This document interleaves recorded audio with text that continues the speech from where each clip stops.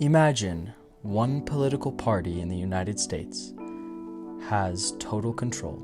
They hold the presidency, a majority in the House of Representatives, and a majority in the Senate. What does that mean for the party in power? And what does that mean for you? When we talk about total control of U.S. politics, we're referring to the rare situation where a single party, Democrats or Republicans, controls all three: the presidency, the House, and the Senate. This is sometimes called a trifecta of power, and it has a big impact on what laws get passed and how the United States is governed. To understand this, let's break down what each branch does and how many seats are needed. In the U.S. House of Representatives, which has 435 members, a party needs at least 218 seats to hold a majority and take control. In recent elections, each party has hovered around this number, making it a competitive battleground during election season. In the Senate, with 100 members, a party needs at least 51 seats to hold a simple majority. But the Senate has a unique rule, the filibuster.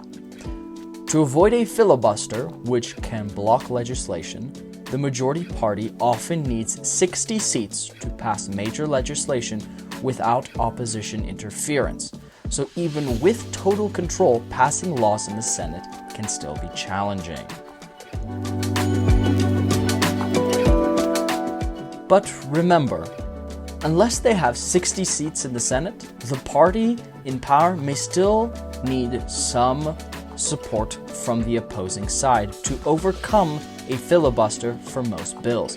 This is why some policies require negotiation, even with total control. For specific types of bills, like those involving budget reconciliation, they can use a simple majority, allowing them to bypass the filibuster.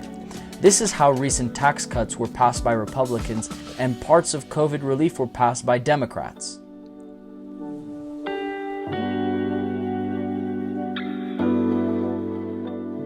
When one party has at least 218 seats in the House and 51 in the Senate, and also holds the presidency, they can pass certain kinds of legislation with little to no opposition. This allows them to pursue their policy agenda more aggressively and efficiently. This setup lets the controlling party address major issues: healthcare, tax reform, education, climate policy, and social issues, to name just a few, on their terms.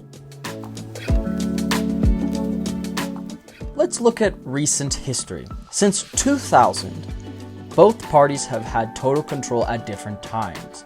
Each time, they used it to push key parts of their agendas. For instance, when Republicans held a trifecta from 2017 to 2019, they passed significant tax cuts. And when Democrats controlled all three branches in 2021, they passed major COVID relief packages and prioritized climate action. Total control of U.S. politics is rare and powerful. It allows a party to move quickly on its platform, but it also raises the stakes for every election. When one party holds all three branches, the direction of the country can change quickly and dramatically. Total control makes it easier to pass legislation, but it can also lead to quick changes in policy when a new party takes over. Without needing cross-party compromises, the party in power can quickly change or repeal laws made by the previous administration. This can also have a polarizing effect. Critics argue that total control may encourage more partisan decision-making, shifting policies far to one side and making it harder to find common ground in the future. But for the party in control, it's a rare chance to implement their full vision for the nation. Now you know what total control means, how many seats are needed, and why it matters. In the end, it's up to voters to decide who holds power and what they do with it. Thanks for watching. Check out one of my other interesting videos on American politics and wait for some new content coming out soon. Have a good night. Bye.